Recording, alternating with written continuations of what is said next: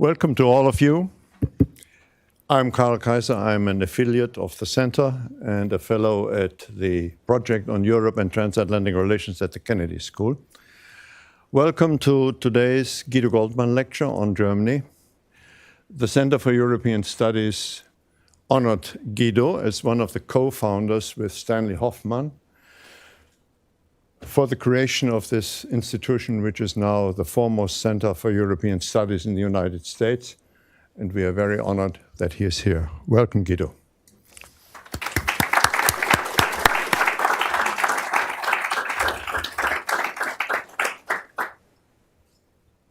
It's a great pleasure and a personal pleasure, too, to welcome this year's Guido Goldmann lecturer, Sergei Lagodinsky, member of the European Parliament for the Green Party, now for 2 months. Sergei has a rather extraordinary curriculum vitae. Born in Astrakhan in the Soviet Union, where his family fled from Odessa, coming to Germany in the context of the program of having Russian Jews come to the country. As a teenager, he came to Hamburg, went through the German education with some difficulties, graduated in Göttingen in law, then worked in various capacities, graduated then after having worked in between here at the Harvard Kennedy School as a McCloy Scholar, went back, worked for the Böll Foundation, worked also as a lawyer, and then was a candidate for the European Parliament and was elected member to the European Parliament. Of course, we are very proud that he, by the way, like another McCloy Scholar, has been elected to the European Parliament. And when the McCloy Scholarship was created, and Guido and I played a role in it about, well, almost 40 years ago, our image was that the scholars who would get this fellowship would one day give their talents for the public good. And in that sense, Sergei, you are a model McCloy Scholar because you are now devoting your time to politics, not only to green politics, but to politics that foster democracy in Europe. We are very eager to hear your views on the future of democracy in the European Union and around, but particularly inside the European Union, and perhaps to get a little peek into the practice of what goes on in the European Parliament. So let's welcome Sergei Lagodinsky, and we're looking forward to what you have to talk.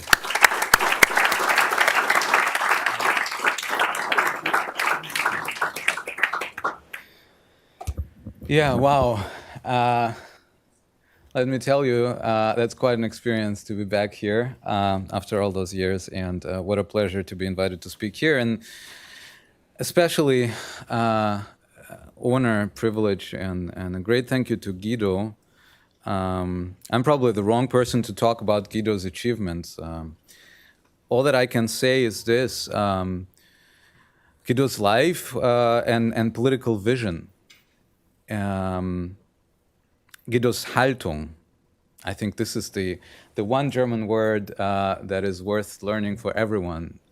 Haltung, attitude, and also something to stand for, is something that allowed for so many people like myself to aspire and be inspired for political realities on the ground. And saying this as a McCloy Fellow is especially important to me. Saying this as a McCloy Scholar, being part of the European Parliament at this particular time of history is especially important to me. And the fact that we have two McCloy Scholars, former McCloy Scholars, who made it into the European Parliament now is probably also quite symbolic, because it shows not how great we are, it shows how great the program is and how important the program is, particularly at this illiberal momentum that we're having and witnessing in the European Parliament. Clustering is one of the things that you learn at Harvard university, and that's why I tried to cluster the topic of my presentation and wanted to talk about the challenges for European democracy in the upcoming years. I think we should look at several topics. One is the institutional and legal design and the challenges to this design resulting from now. The other is the question of eroding trust to democracy by our citizens. That has only something to do with institutional challenges that we're talking about. It has something to do with much more, with the nature of our democracy and democratic challenges, but also with the way how and what about we talk to each other. The third topic I think is important is the geopolitical relevance of democracy nowadays. It's not just Europe we're talking about. It's not just Germany we're talking about now. It's democracy as part of a larger game, and its attacks on democracy and European liberal democracy as part of a larger game. And we have to see it in that perspective as well. And the last topic is the topic of future of democracy, because we are very easily and readily stuck in our today, the present moment.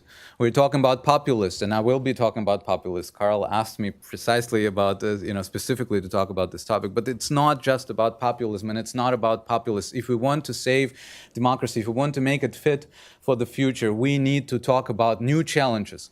What are the new challenges beyond populism?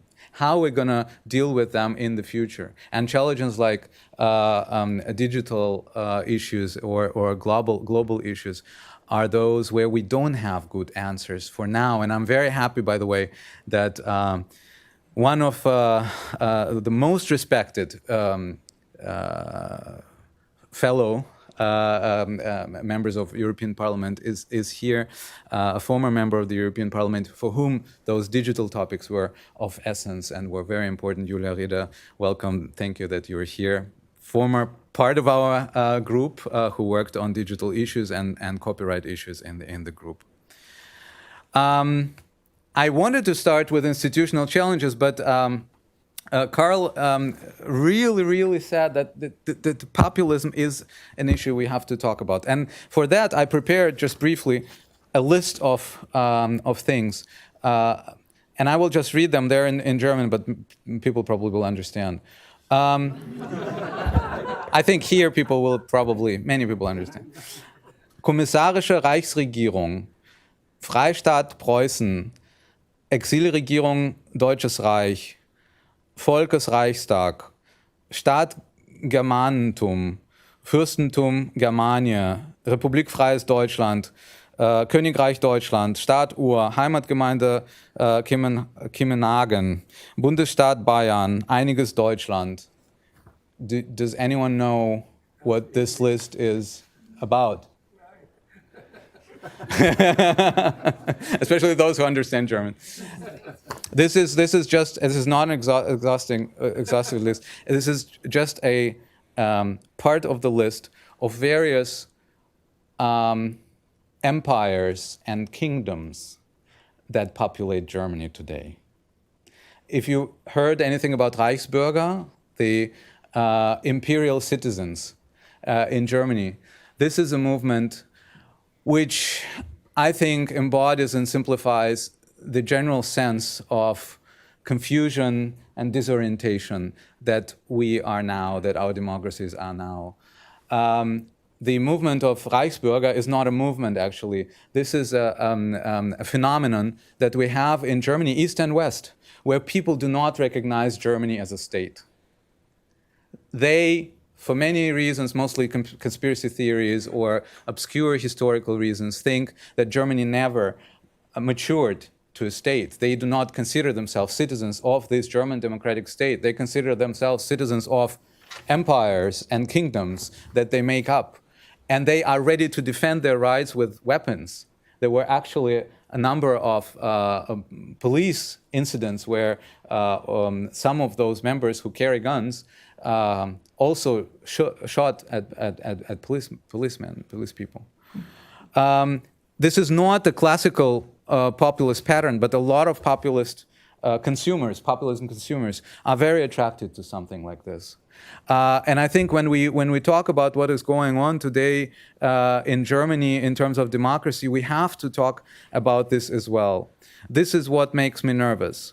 Political groups of populists are different, but they all tap to this confusion among people in Germany.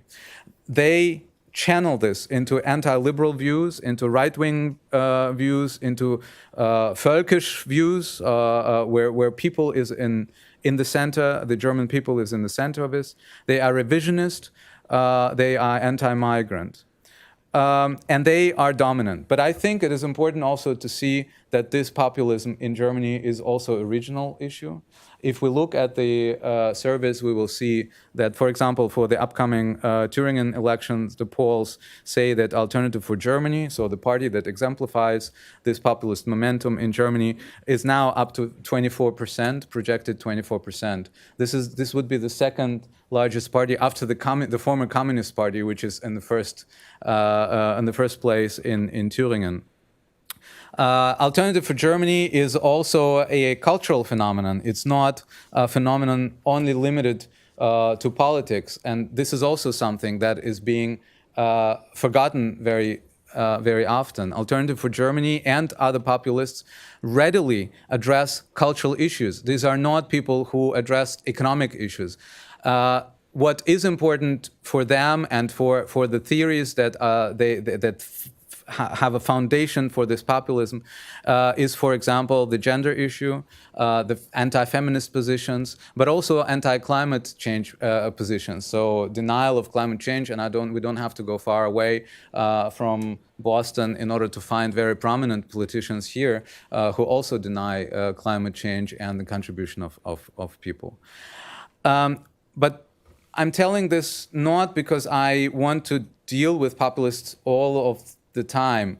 I'm telling this to address this issue as a symptom of our democratic days. I think we have to start going and talking beyond populism. We have been revolving around populism all the time. There are many questions that I'm being asked as about how do we deal with populists in the European Parliament. We don't deal with populists in the European Parliament. We deal with our issues. We deal with issues on how to construct democracy in the digital age. We deal with issues on how to build a mechanism which will ensure rule of law for now in most of the countries of the European Union. And these are the issues, and these are the questions we have to answer. We have to draw red lines, but we have to deal with ourselves and being proactive rather than reactive. This is the logo that I have, this is the motto that I have, and this is what we're trying to do. And that's why, without further ado, I would like to move to the question of institutional and legal design as we want to have it in the European Union. What is it that we want to construct, not what they want to construct, and we want to respond to this. And with that, I think it is important to see what the European Union was created for. The European Union was an answer to the larger-than-life question that we had throughout the 18th and 19th century. What do we do with national egocentrism of European powers? And different historical periods gave different answers to this. We had a situation where the power accords were important. This was a kind of the transactional equilibria that were created, equilibria that never lasted long. But this was an attempt to kind of tame these national egocentrisms by design through transactional moves. The answer after World War II was a step forward. It was about new treaties, about minority protections, and about League of Nations. This was an attempt to have collective rules and collective rights. This didn't work either. And after World War II, the answer that we had in Europe was no more rules, but law. This was no more about collective, but about human individual rights. So the trajectory went from transactions to law, from egocentrism to compromise, and from collective to individual. This is what European Union is about. It's not about transactions in international relations. And this is especially important to repeat here in this country, where the country's leadership is driving transactional foreign policy. there were problems with that. Winston Churchill talked about Frieden, Sicherheit und Freiheit, so freedom, security, and peace, security, and freedom when he envisioned the United States of Europe. But democracy and rule of law was not the initial part of the EU design. And this is the problem that we're still trying to cope with. The treaties of the EU were not about democracy. The treaties of the EU was about creating markets and integrating markets as a way of advancing peace. This was the birth blemish of the European democracy from the very beginning, and we have to deal with that. The original treaties were silent on values and democratic values. The Maastricht Treaty, the next step, mentioned only democratic principles. And the actual work of figuring out what rule of law and democracy is for European Union was done by courts. If we look at the court decision of European Court of Justice of 1970, it said that respect for fundamental rights forms an integral part of the general principles of law of the European community. European Court of Justice in 1986 said that the European Committee is a committee based on the rules of law. The search for what rule of law was also done by courts, not only European Court of Justice, but also European Court of Human Rights. European Court of Human Rights looked for a European consensus. So they looked at national legal frameworks in order to find out what rule of law and democracy is. And European Court of Justice made also comparative analysis in order to find out what it is. And that is the answer to many among the Fidesz, so the Hungarian government supporters, and the Polish government supporters, who come today to the parliament and who claim that there is no such thing as European rule of law. One of the lines that I always hear from, for example, European Conservative and Reformers Party, where the Polish colleagues, the ruling party from Poland sits, and also from Fidesz people. They say rule of law is so vague, it's not defined by no one, that you cannot follow this. This is not true. Everything is spelled out. And that's why we stick to that, and that's why we have to reiterate that rule of law is nothing, is not an invention of Western powers in order to humiliate Eastern powers. Rule of law is there in the books, and it has been spelled out by European courts, and we will have to enforce it. We went from market orientation of the European Union to institutionalization of values. In the Treaty of Lisbon, we have spelled out the values that we stick to. It's Article 2 of the Lisbon Treaty, which enumerates the values, also rule of law, also democracy and human rights. It's Article 7 of the treaty, the procedure that is foreseen there with those who infringe on those values. And it's also Article 6, subsection 3, which people don't mention actually, that binds EU law, European Convention on Human Rights together and proclaims this to the basis of our European law. So what we are talking here about is not philosophy and it's not ideology, it's law. And there I'm coming back to what European Union is about, to what European democracy is about. It's not about notions, it's about rule of law in itself. Interestingly, the Europeans themselves see it similarly. When asked just this year about what the European Union stands for, most of them said it stands for peace, but number 2 said human rights, and number 3 said democracy. They did not talk about markets. They talked about peace, human rights, and democracy. This is what European citizens expect from European Union.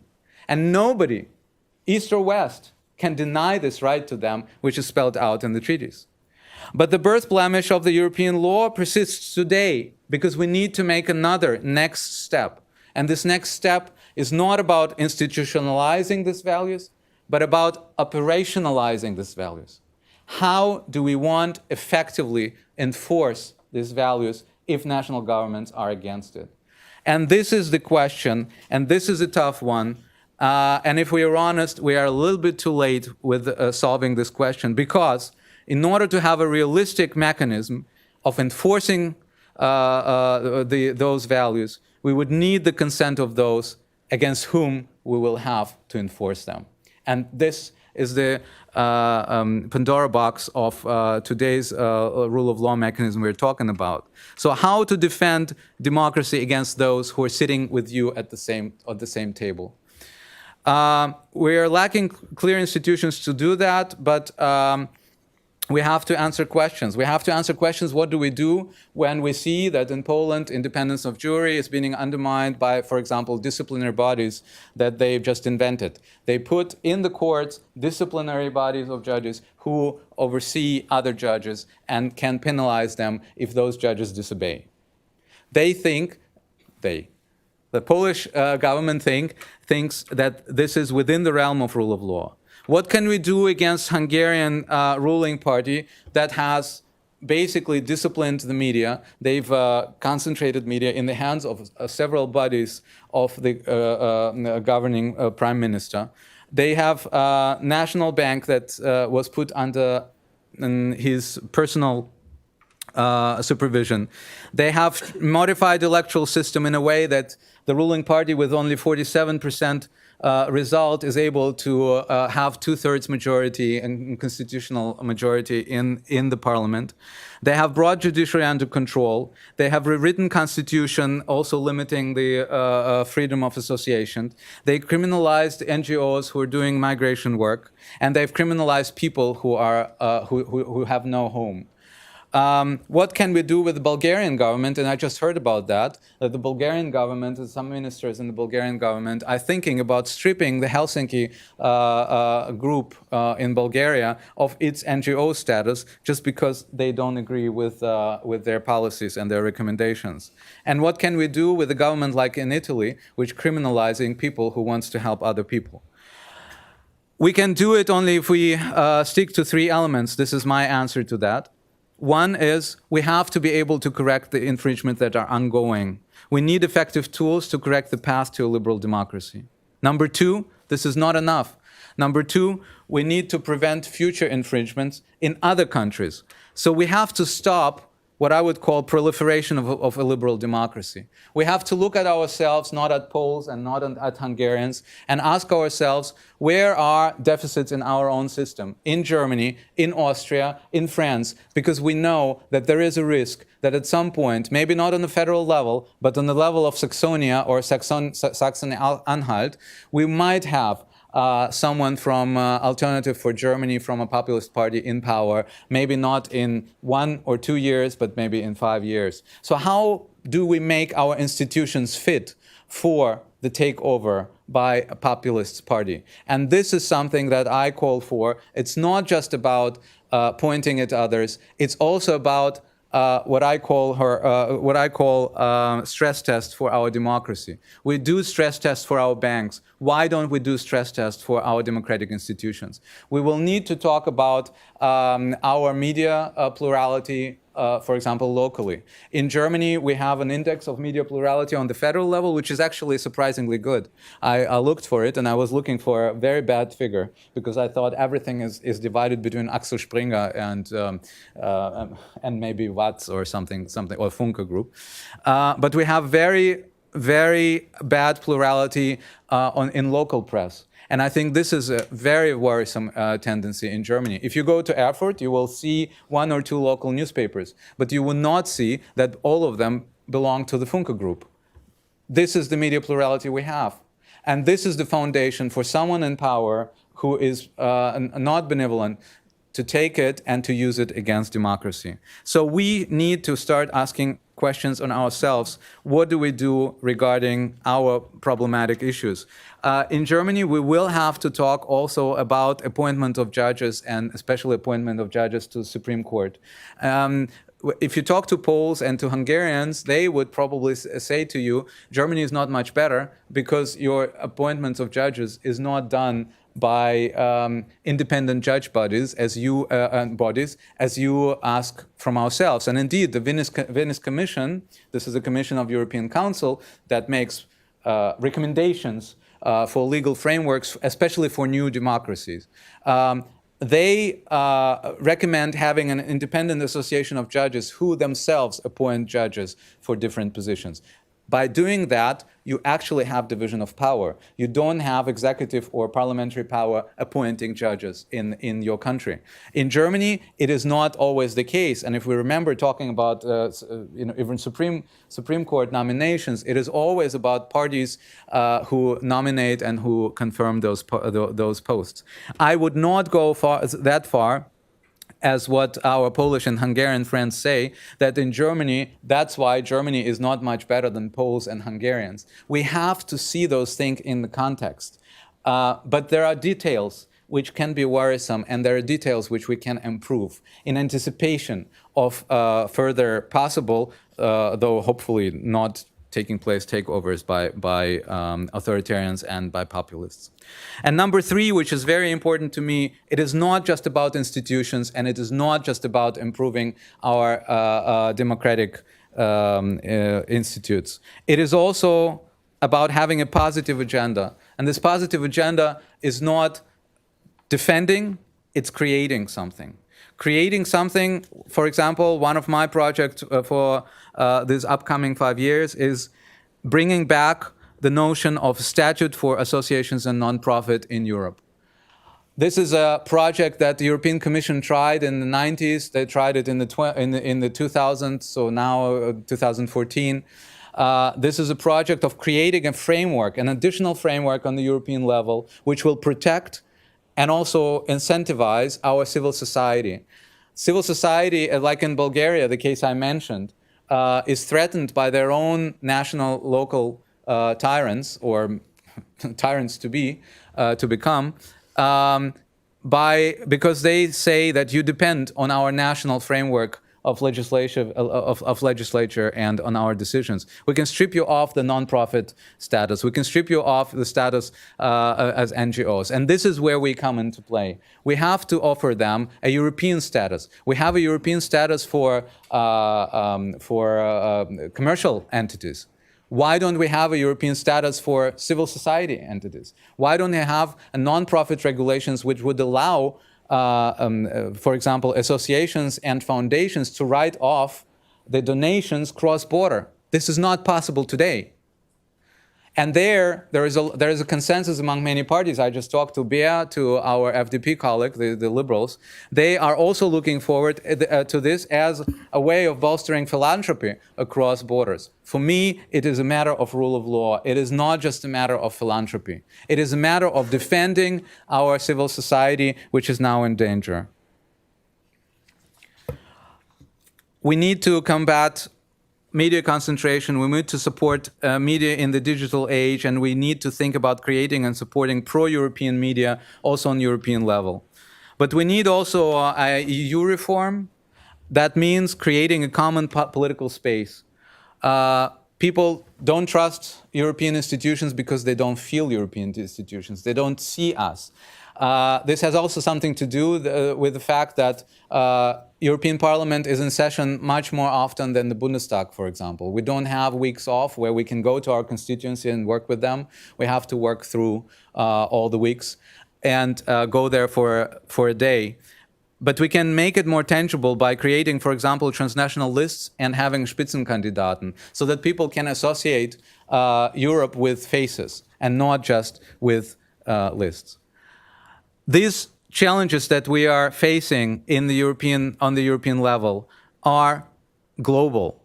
These challenges reflect an ideological confrontation that we're having worldwide, and this confrontation is supported not just by the powers from inside, but also by the powers from outside.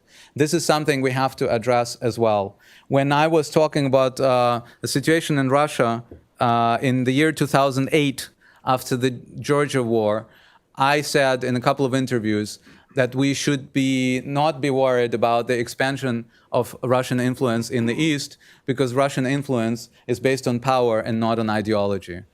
ever since, as if they read the newspapers and the interviews, Russia has created its own ideology. It's created an Gegenentwurf, an anti-offer, which is anti-liberal and anti-European, based on theory of Professor Dugin. Some people would probably know him. There is this Eurasian moment that Russia is using also in combating our liberal values. And what Orban was doing was not just inventing this ideology, but inaugurating this illiberal moment into European politics. This is what we have to address as well. Populism and authoritarianism was on the rise. Some people like Yascha Mounk are saying the climax is over. They're going down. I doubt it. If we look at the polls in Germany, we still have most of the people who support democracy, but this support is declining. And this is the challenge that we have to face, the challenge that we have to accomplish one thing, and this will be the last thing I'm saying, then we can discuss it and open it to everyone.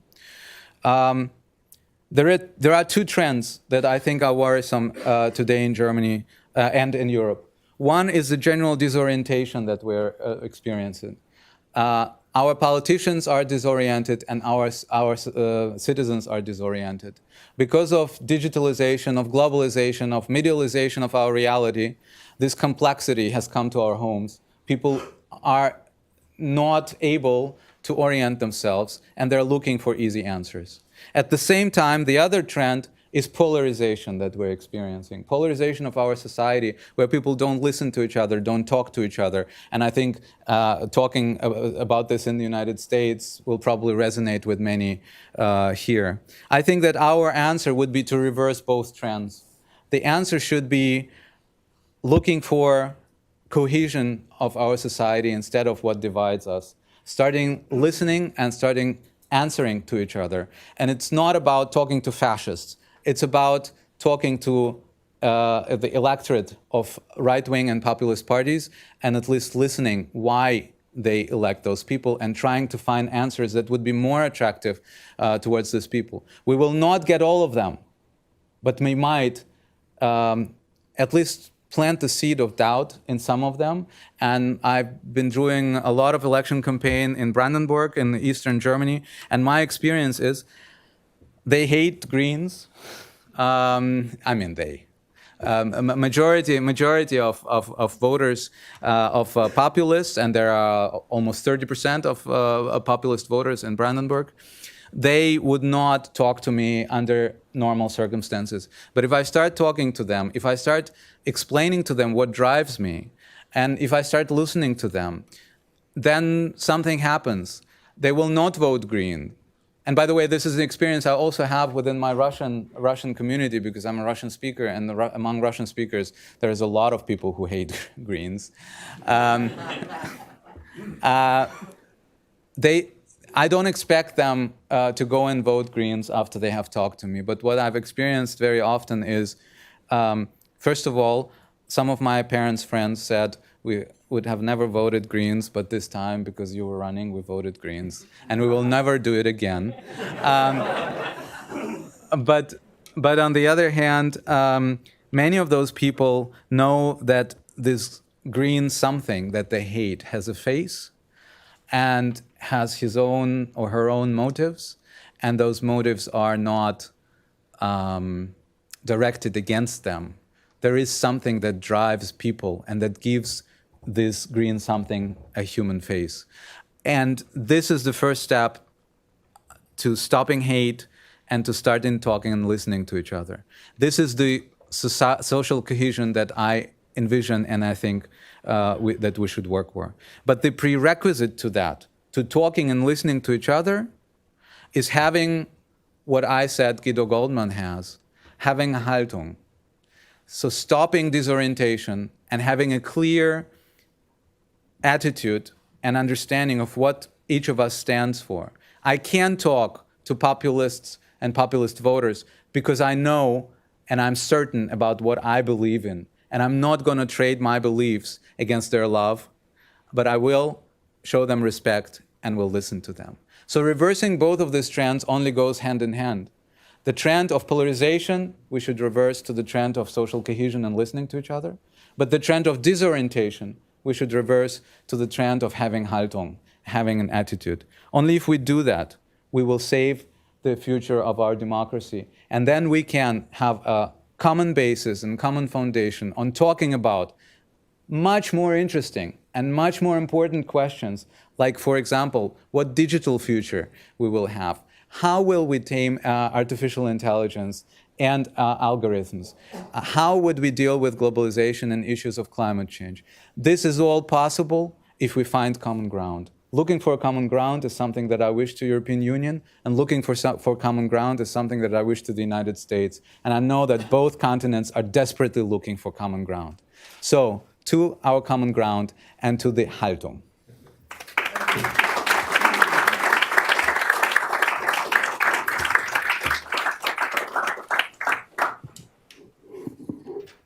Thank you, Sergei, for your very powerful plea for the rule of law and for the European Union as the embodiment of the rule of law. We now have the opportunity and time to discuss what you've said and also other questions that are related to the European Union. And let me start with one that you started discussing, but you didn't talk about the implementation, namely, how do you deal with those who deviate from the norms within the European Union? You mentioned the Polish and the Hungarian cases. Now, practically, also as a parliamentarian, the European Parliament, of course, plays a role. How should the European Union now deal with those two cases that are there? First of all, thank you for your question. I think that European Union is dealing with this question, with these two cases, because we have two infringement procedures that we're having. These are the procedures according to Article 7 that I mentioned. This is the way to proceed with them on the legal terms. We also have an infringement procedure in front of European Court of Justice that is going on against Poland, for example, regarding independence of their judges. So there are ways, despite the way how it is portrayed, there are ways to take influence on them. And actually, Hungarians do move a little bit after this pressure and against the background of Article 7, for example, that is the procedures that are going on. The problem is what the procedures are going to end in, because at the end of Article 7 procedures, we still have a political decision that has to be supported also by the countries affected, or at least their allies in the Council. And this is going to be a problem. That's why the Poles, for example, the Polish government insists on concluding the procedure and bringing it to the Council. They want to have a vote on this procedure because they know that they will mutually block those decisions, the Poles for the Hungarians for the Poles. And that's one of the problems that we have with Article 7. That's why we're looking for this mechanism, the European rule of law mechanism that Timmermans, the former vice president who was responsible for this issue, now Jourova will be responsible for this issue, has promised and kind of talked about very briefly. But one part of it is having a group of, we say experts, they say politicians, who would evaluate rule of law every year in all countries, and will make a report. And based on this report, we will draw conclusions. What conclusions? And that's where the kind of the leverage comes in. Most people, most experts and most politicians agree, except for the affected ones, that we have to link it to the question of budget. We already have this discussion, and this discussion can take place not within the treaty negotiations context, but within the budget context. If we have it within the budget context, then we have different majorities. Because you can't play more issues against each other. You can play an issue of, for example, cohesion funds, if against certain other issues. I don't want to spell it out, but if certain countries want more money on one topic, then you can request or require them to say yes on other topics. So, for example, the topic of linkage between rule of law and continuing money acceptance. One issue that bothers me and many other people is how to make this pressure, this financial pressure, in a way that it does not hurt regions in those countries or citizens in those countries. It doesn't make sense that we're going to cut the money that should have gone to civil society in Hungary. So we have to be very precise what kind of funding is affected, but also there are suggestions and proposals. I'm not sure how to solve this legally, but the one proposal is not to cut the money, but to take away the discretionary power of the government, national government, in distributing the money and distributing the money from Brussels instead. I'm not sure how to do this legally. I actually have to check this myself. But this is one of the proposals on how to kind of more selectively and kind of fine-tune this instrument. But I do agree that the main point would be linking infringements to incentives or disincentives, and this has to be money. Thank you. Well, we'll open the discussion. Muriel Royer, the first, and then Tony. Very topical discourse, clever, interesting, encouraging. So, question for you. I hear in what you've said a great divide between people who don't talk to each other anymore, who don't know each other anymore. You know, in the US it has happened as well, and this has very bad dynamics, we know. So, question for you, what causes this great divide? What has caused it in the first place? And my question is only valid if it points towards a solution or a kind of solutions that we should encourage. There are institutional solutions. Do you have hints in terms of social justice? You know, kind of policies that would help close the gap between those two categories of people who don't know each other anymore and who don't want to have anything to do with each other, obviously. Thank you. Go ahead. Well, if you want, I can collect perhaps two or three. Oh, whatever is, I don't know what Yes, you're quite a the few. moderator. So why don't we do that? Perhaps let's take two. Tony Smith, Professor Tony Smith. Thank you for a very interesting discussion. But I do have two questions for you. They're different. One of them is you're a little vague about the budgetary manipulations that could go on, but it's my understanding that 40%, roughly, of both the public budgets of both Hungary and Poland come from the European Union. It seems to me it's pretty clear that the withdrawal of this money one way or another would have quite an effect on the ruling parties there, and it's unclear to me why you can't be clearer about coming to a conclusion that is coercive as opposed to all this discussion you're into. I think at some point discussion has to end and coercion may have to begin. Secondly, there are certain questions that liberals are avoiding themselves and that sets them up, it seems to me, for a downfall. And the most obvious one is immigration. I have yet to hear a Democrat running for the presidency of the United States who can talk about what we're supposed to do about the borders. They change the topic to the children that are under duress or one thing or another. They don't talk about controlling borders. That's a serious mistake. But it's multiplied many times over by the inability of the European Union to come up with anything from the liberal point of view except absolute nonsense. So it's fine to talk to people about these issues, but you have to have something to say. Thank you. Go ahead. Let's start with the hard topic right away. When I talk to people on migration, I have something to say, and this is actually something which they shouldn't take from the internet, but look at the program of the Green Party, for example, for European elections. And the starting point of the European program on that issue is that we have to have a controlled border of the European Union. But how? Well, no. I mean, there is a controlled border of the European Union, on many cases, we have a problem or a question in terms of Mediterranean. And there we have, first of all, to state that humanitarian issues are first. We have to save human lives. This is something that many other parties do not agree with. We say that we need, for example, a European force that would save people's lives.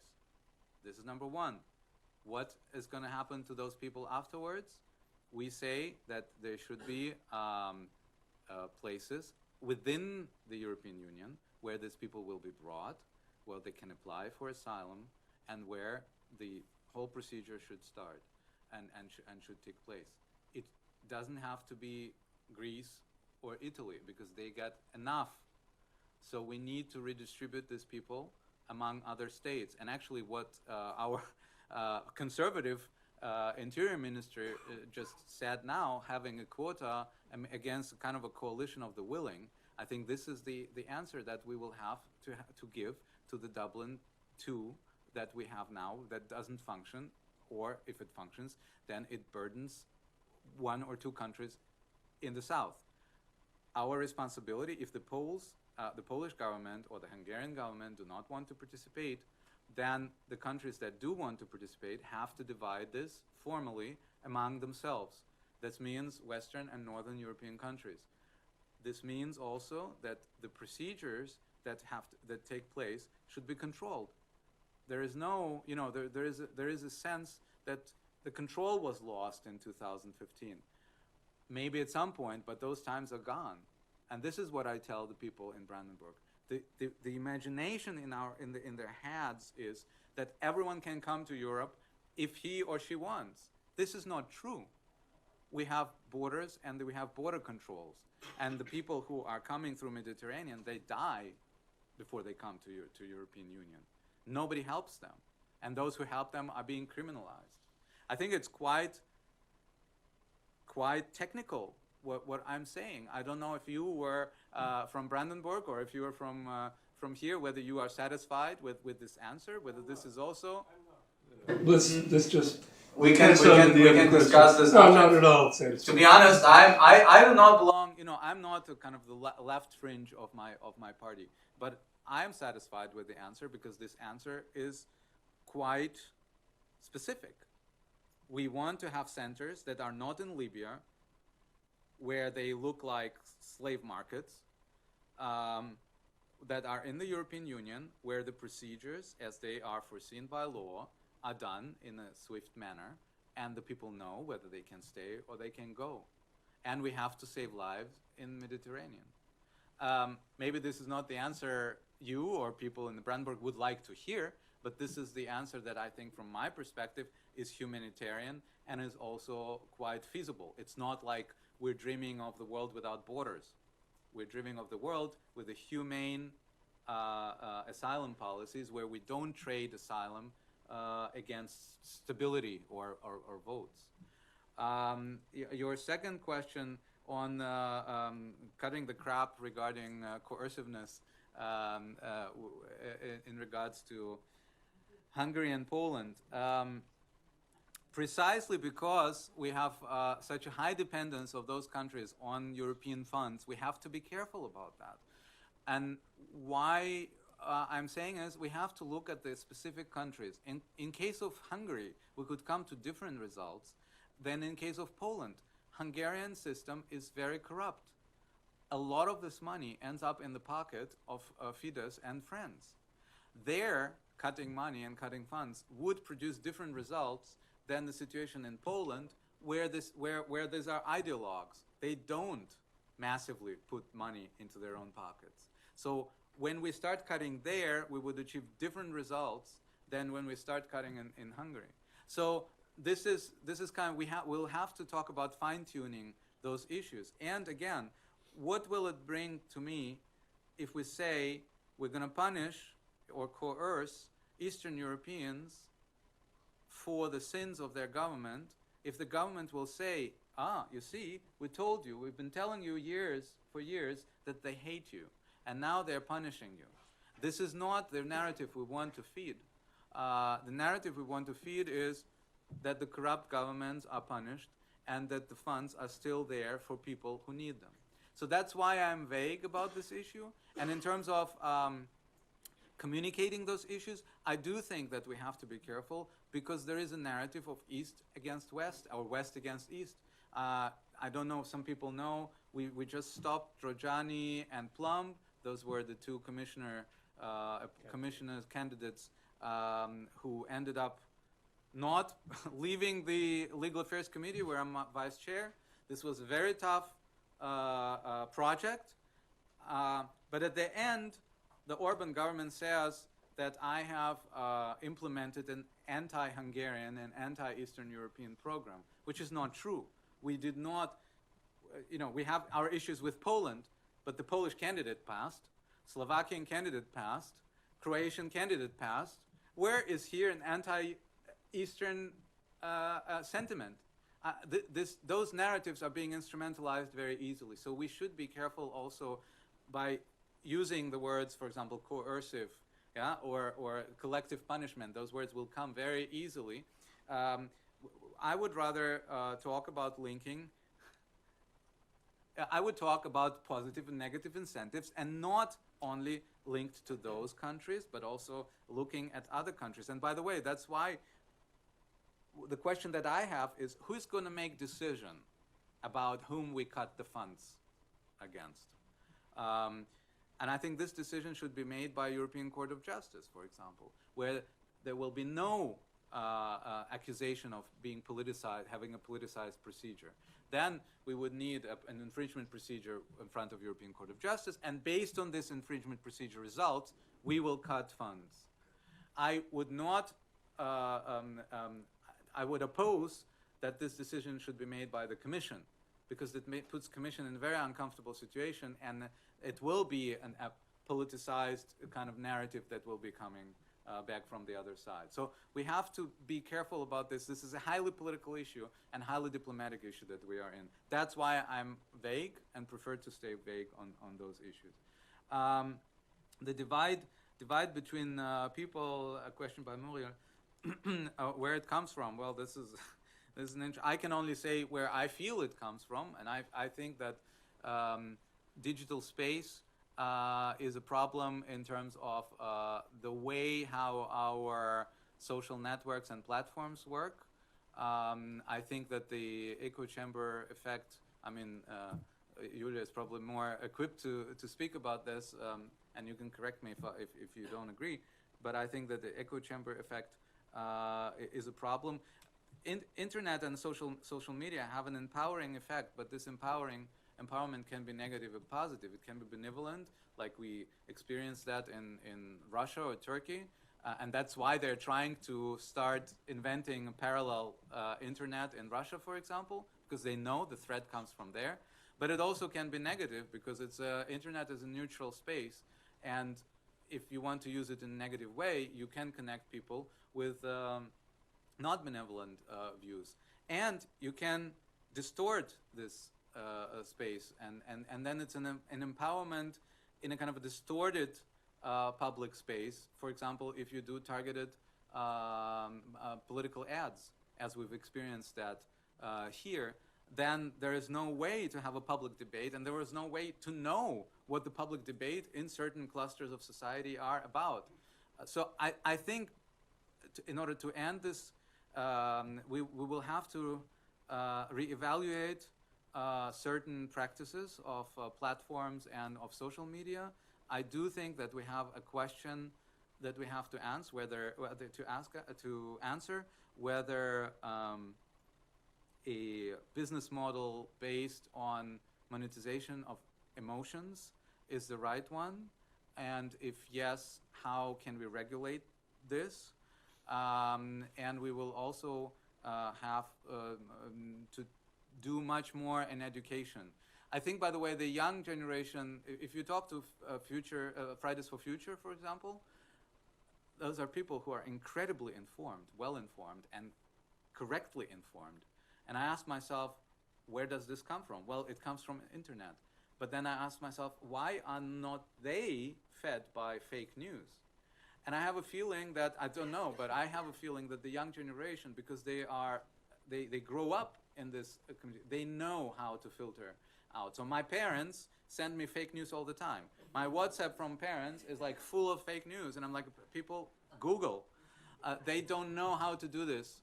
Young people, you don't need to teach them. So maybe the new generation is going to be a little bit more immune to that, but we need also to invest into education of people who are older and who are middle age, and how they deal with information from the internet. Thank you. The gentleman over there, yeah. please. Here at the Institute. You seem to defend the claim, or you think optimistically that you will be able to convince at least some AfD voters to turn green, if I understood you correctly. Precisely, not to turn green. So I was wondering about the non-voters. So part of why the AfD succeeded at the last elections was that they were able to recruit many formerly non-voters, particularly at European elections, where voter turnout is traditionally very low, and they turned AfD then. So studies about the non-voters show that they are rather left-wing and could be the reservoir also for green voters. So I was wondering whether the strategy to make AfD in general less important could simply consist in gaining the silent majority of potentially left-wing non-voters, which could be turned green, maybe you also pessimistically see that you probably won't turn the AfD voters green. Okay, thank you. Next, Professor. I would like to get back to, I'm Nicholas Fitzum, I'm a master's student at the Graduate School of Arts and Sciences. I would like to get back to Hungary and Poland. You made very clear your position, and you said that the Court of Justice should play an important role, but it's still, as you said, a political decision. So I would like to know, could you tell us more about the atmosphere in the European Parliament and in the Commission? So what is is there a united front that is everybody except the Polish and Hungarian deputies, do they share your opinion? And especially, or what's the trend there in the new parliament? And what's the trend in the new commission, especially Jarova, the new commissioner? Thank you. Just to clarify what Sebastian Kohl said, I explicitly said that there is no way and there is no goal to turn the AfD voters to the Greens. I would say these are two different goals. One goal is a political strategic goal of winning voters and expanding electorate. And there we should talk about mobilizing, for example, potential Green voters and left voters. And in fact, this is what is happening. Our party membership has grown exponentially. I was head of the chair of the party in 2013 in Pankow and Prenzlauer Berg. We had party meetings where we were not sure whether 10 or 12, 20 people will come. Now, there are up to 80 people every second Tuesday who are present at our meetings. The numbers have exploded. This has something to do with Brexit, this has something to do with Macron, this has something to do with Trump, but this has also something to do with the climate policy discussion that is taking place now. So we actually do manage to address people who were not green before. We would need to talk about, and actually during the election, we had 11 people before in the European Parliament, and we have 21 people now with an exploding number of voters, or an increased number of voters overall. I don't have the statistics whether those were new voters or not, but there were a lot of voters who switched from other parties. I don't remember the numbers for non-voters who voted Green at the European election party. Sorry about that. But so just to clarify, it is not about winning right-wingers and saying they will vote green. And this is the other layer. This is the other game. The game is about keeping our society together and listening to each other and understanding why certain people vote how. It is about not making them green, but making them democratic, I would say. This is a totally different direction and a totally different challenge. So regarding what Nicholas Witztum asked, regarding Hungary and Poland and how the situation is now on the ground, well, in my committee, I had a lot of fights with Fidesz people, but I have a feeling that the EPP, so European People's Party, the conservative bloc, is not very happy about their positions. At the same time, what I witness is that they do not distance themselves from them, even though prior to elections they have put Fidesz on hold. They have said your membership within our conservative European bloc is now on hold. But now nobody talks about this. Fidesz is considered just a normal member of the conservative bloc. And I think this is where we need to talk to our conservative friends. We will probably have to talk also to von der Leyen. The situation with von der Leyen is a little bit tricky. Von der Leyen, as you probably know, did flirt politically with the right-wing conservatives, but her positioning in her own speech was more green than right-wing. So I don't understand, we talked about, I don't understand her strategy, to be honest. And what is clear is that her strategy is a little bit appeasing them. So for example, the fact that Timmermans was not given the rule of law portfolio, he's very outspoken. I was in meetings with him where he was fighting with Poles and Hungarians. You can see it from a pragmatic way. If he cannot talk to them, and it was obvious that they could not talk to each other, then maybe it's better that someone else does it. But you can also sell it in a way as a kind of, comforting the right-wingers. And I think that if this is the point, then we will have to be very careful with Jourova. Jourova will be now responsible for the rule of law portfolio. They say as an Eastern European, she will be more accepted. But Jourova comes from the Babiš party, from the Czech party of the Czech prime minister. They also have issues with corruption and rules of law. So we will have to be very careful on how to work with that. Fidesz, probably I will not speak to them again after I can speak to them, but they stopped greeting me after I worked very actively against their candidate. Maybe it will get better. Regarding PiS, the party of the Polish government, PiS party is very diverse. We do have people with whom I can work, for example, on our issues on Russia or gas energy policies, etc., etc. But then there are, of course, people who have not been confirmed. For example, the former Prime Minister of Poland was not confirmed as the chair of Employment Committee, of the Labor Committee, for a very long period of time. So there is some tension in the parliament, and we'll have to deal with that. But important is that the work of the Commission should not result in any discounts on rule of law issues and democracy issues to those parties. Thank you. Georges de Menil. I'll take down. Mr. Lagodinsky, thank you so much for a very interesting discussion and presentation. I would like to follow up perhaps on Professor Smith's thrust. And you've said you think that you really, we have to address we have to find the Altum in order to get beyond the confusion.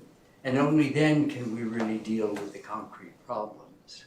And I wonder whether a different approach totally would be to deal with the concrete problems, and in the process of really addressing concrete problems, to change attitudes.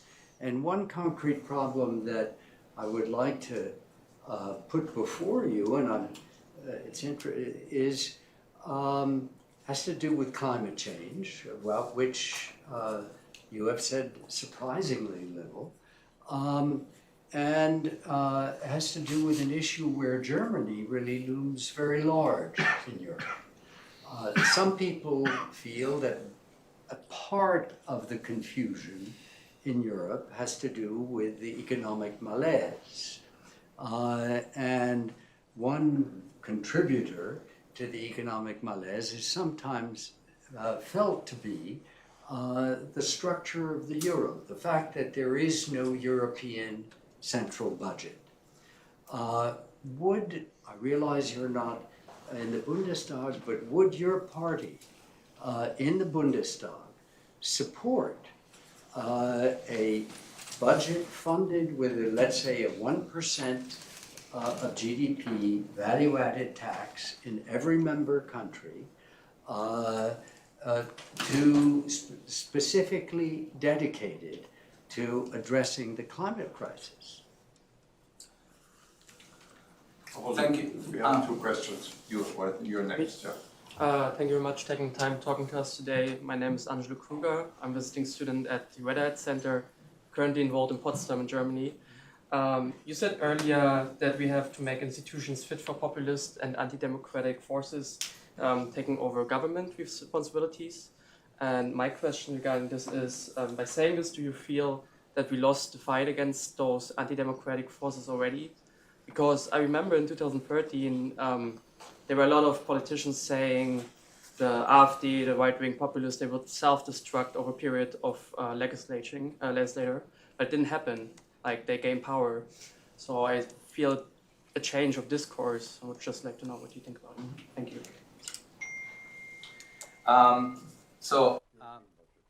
European budget. Yes, the answer is yes. This is something that we support, and not only on climate. And there will be a climate fund. That's what von der Leyen also proposed. But we want Euro budget beyond that, and actually there are people who know much more about that. Where is over there, who also works with one of our thinkers and kind of conceptualizes this. So we do want not only a climate fund, we want a Euro budget which would also bolster the economic development, because one of the points that we see generally has not only something to do with Euro budget, is that we have underinvested for too long. And I don't want to repeat anyone from the White House, but some things that are said there are not that wrong. We still haven't achieved in Europe the level of investments that we have had pre-2008. We have saving is not, and austerity is not the path to, for example, bolstering economy in the south of Europe, and this we will mitigate by doing so. Andrew Kruger,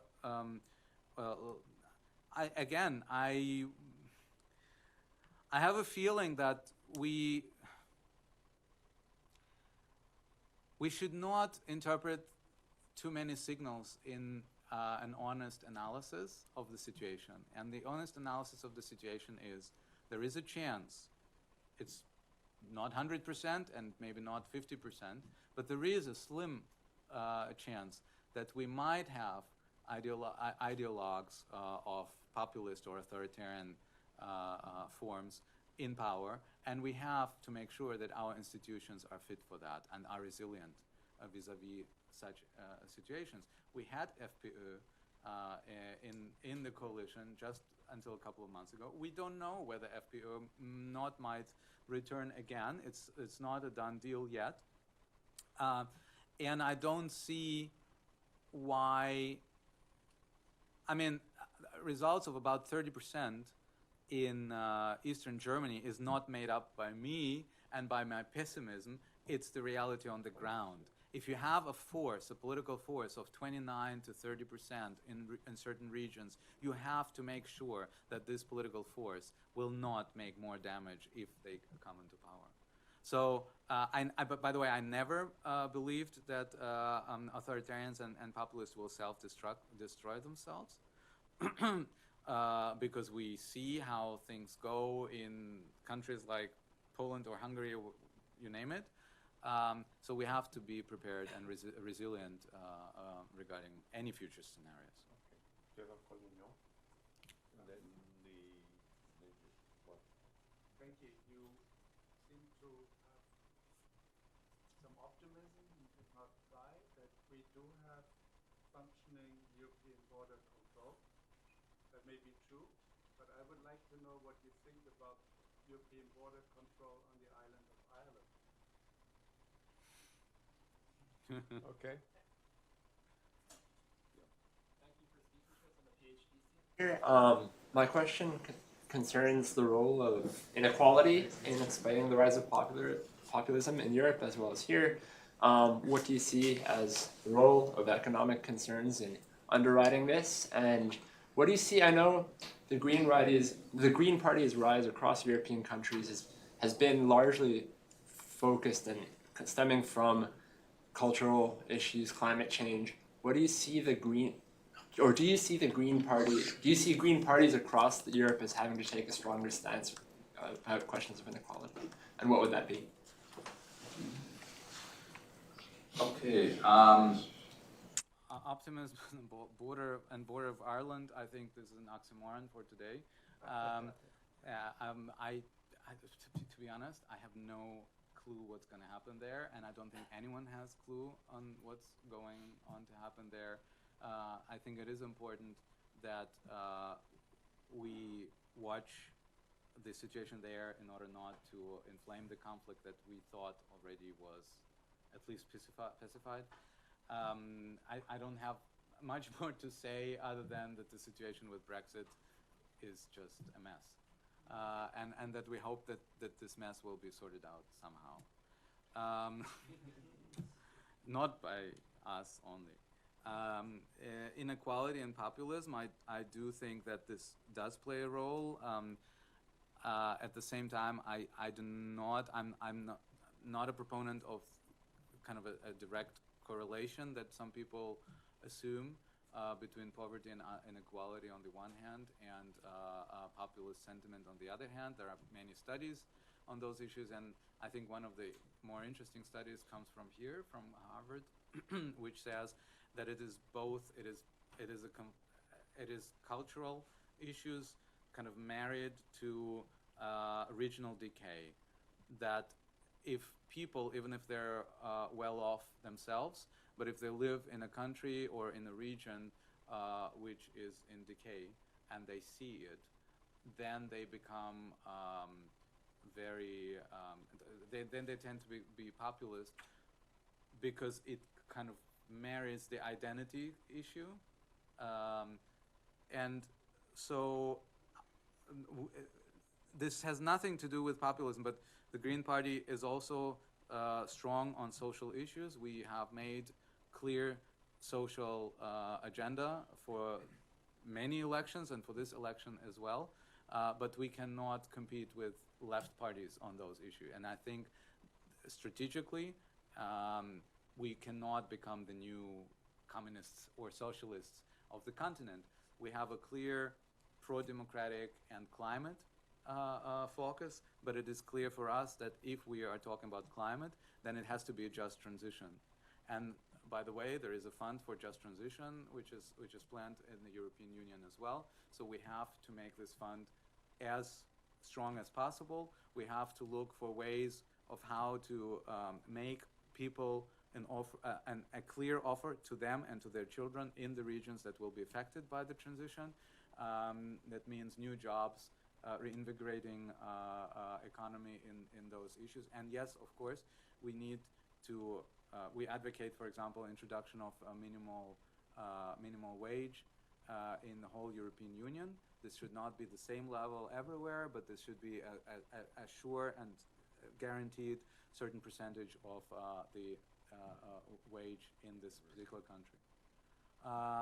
Yeah, so these are, and by the way, I'm talking as a German Green, and many other Greens from other countries are much more socially minded and talking about inequality. Our inequality that I think we should also address is not just economic, it's also inequality in terms of gender issues, for example. And it is an inequality in terms of gender policies that we're seeing now in the digital space. So talking about discrimination and digital injustice, and discrimination through artificial intelligence, these are issues that we will have to address as well.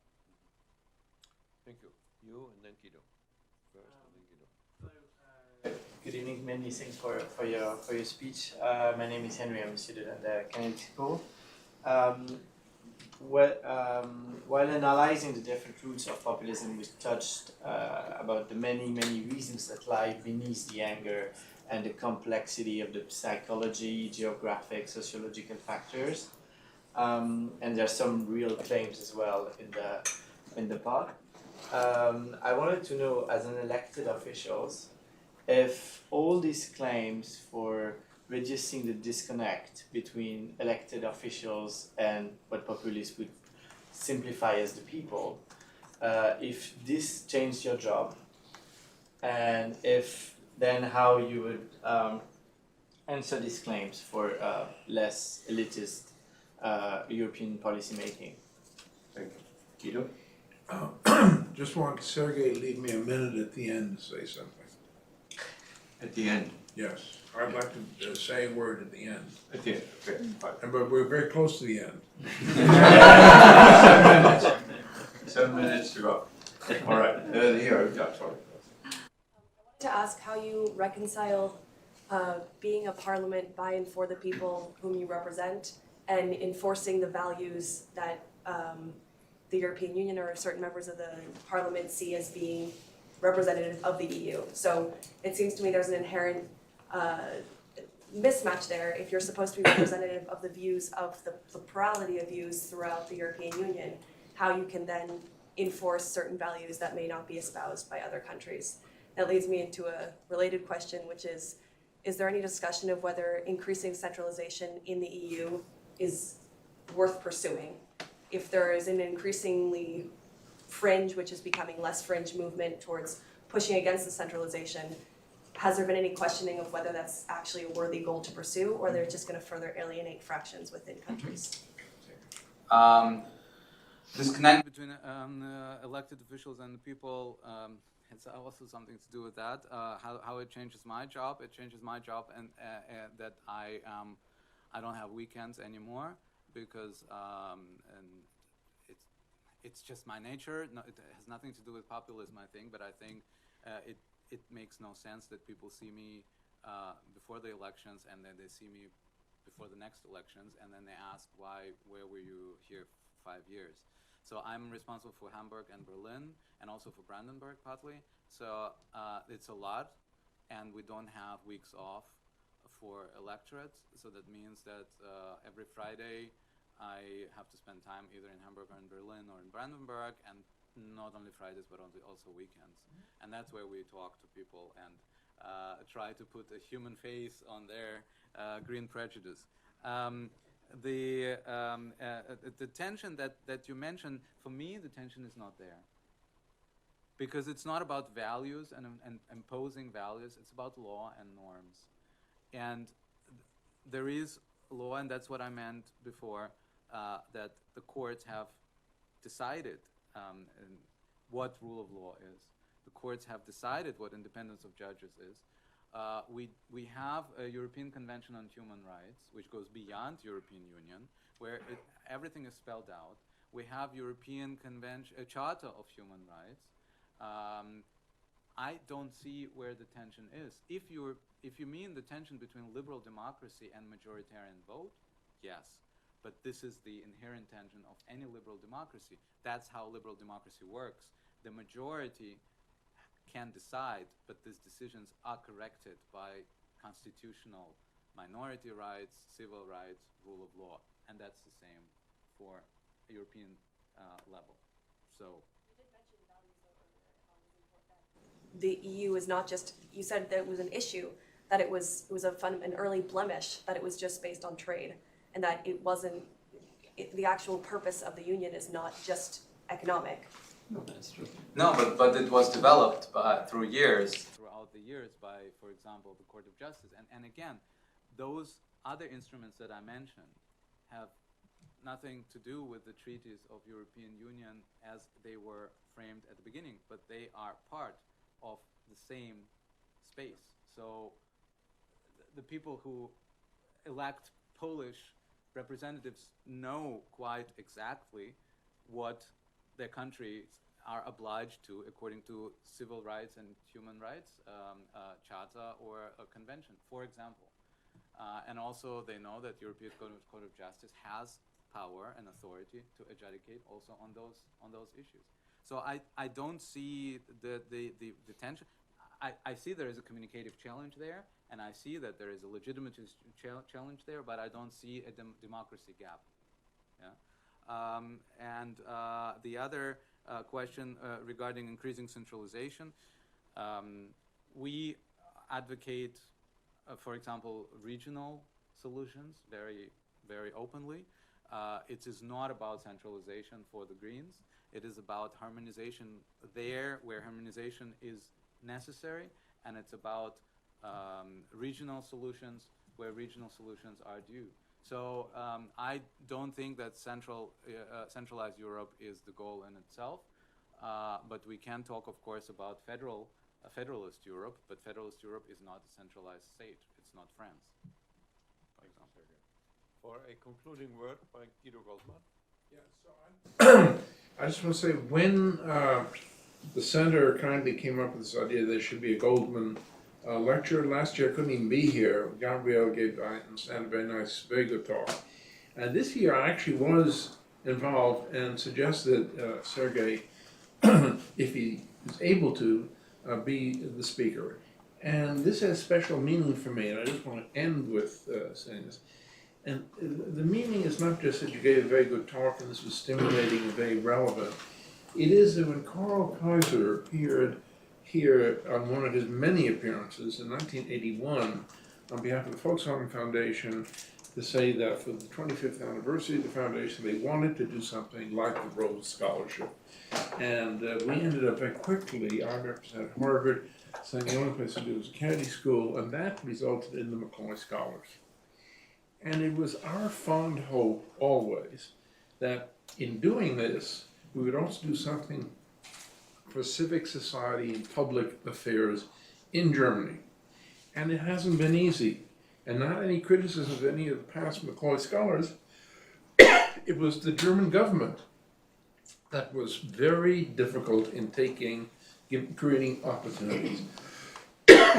Sergei is not alone in this, and we now have 2 Macaulays in the EU, but is this wonderful representative of somebody who's devoting himself to public affairs. And it's particularly appropriate, therefore, that you're here today. This guy doesn't have weekends to begin with, but then had to fly over with 4 hours delay yesterday in order to fly back tomorrow. So I'm sorry about my throat. So I just want to say I was particularly pleased that you came.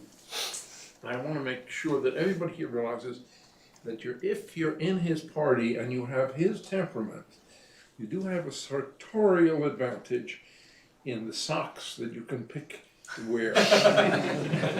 You should see these. I think they're great. And I want to thank you for having made the effort and being with us. Thank you. Thank you very much.